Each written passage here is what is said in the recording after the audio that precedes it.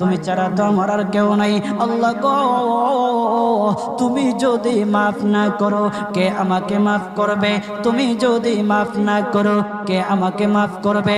তুমি যদি আমাকে মাফ করো তাহলে তোমার কোনো দিকে কমবে না, তুমি যদি আমাকে মাফ না করো তোমার কোনো দিকে বাড়বে না।